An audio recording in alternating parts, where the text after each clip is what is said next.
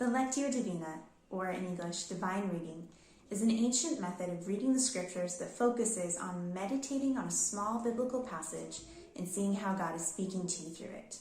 The first person who used the words Lectio Divina was Origen, the theologian of the 3rd century, and it became an important part of various monastic orders, most famously that of Saint Benedict.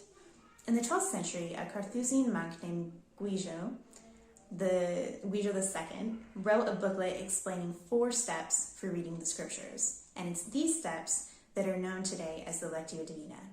They are reading, meditation, prayer, and contemplation. We're going to explore these steps today. This practice is not simply to know more about the Bible. It's not really even a way of studying the Bible. Although that's important, it's not really what we're doing here.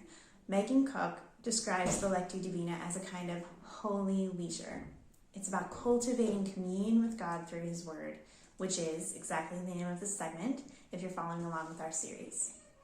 It's a great historical form that has helped millions of people cultivate that communion. I'm using information from 2 main sources for this video. One is from a Protestant church, and the other is from a Catholic monastery in Brazil. I believe that the Lectio Divina can be beneficial to a Christian of any tradition. So here we go. First, I want to encourage everyone to buy or find in your house, if you don't already have one, a notebook in which you can write down the important things that you see and learn in your time with God. When I'm doing Lectio Divina or any other way to read the Bible, I always see more things, and those things stay in my heart for much longer when I'm writing in the process. If you're part of the fellowship table, you've seen the last part of the series, Praying with the Psalms. That practice can be pretty quick. It can take about 5 minutes, but this one should take longer. You should devote about 20 minutes to do the Lectio Divina. Go to a quiet place so you can focus without distractions. All right, so the first step, reading, is pretty easy to understand. You choose a small passage, only 1 to 3 verses. If you're watching this video during Lent and you're following the reading plan with us, so you're part of the fellowship table, then read the whole passage and then choose a small part that you'll focus on. Slowly read the verse or verses. If you can read them aloud, even better. Read the number of times it takes for the passage to really sink into your heart. The second step is meditation. Imagine that you're listening to God's voice talking to you, telling you the passage. Close your eyes and meditate on the words, ruminating on them. What does God want to tell you right now, today? Is there anything new that you can see in the passage that you haven't seen before? How are you feeling? Does any visual or image come to mind? Here the question is, what is God saying to me in this passage? Now the third step, prayer. In this step, you respond to God, to what He's revealed to you. So far, it's been God talking, and now it's you. It may be supplication, it may be gratitude. Tell God what's in your heart, and don't run to the next step. Wait, listen, relax, and interact with the things that God brings to your mind. Make your prayer a dialogue and not a monologue.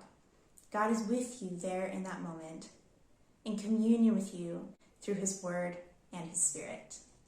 And finally, the last step, contemplation. Summing up the Lectio Divina and describing contemplation, Guido says, reading seeks for the sweetness of a blessed life. Meditation perceives it. Prayer asks for it. Contemplation tastes it. Reading, as it were, puts food whole into the mouth. Meditation chews it and breaks it up. Prayer extracts its flavor. Contemplation is the sweetness itself, which gladdens and refreshes. Reading works on the outside, meditation on the heart. Prayer asks for what we long for. Contemplation gives us delight in the sweetness which we have found. In this step, we learn to be still and know God. We sit in silence before Him, savoring His presence and recognizing His supremacy and goodness. And I just want to say something here, and something I'm going to elaborate more on in the future. But we don't need to wait and hope for the presence of God.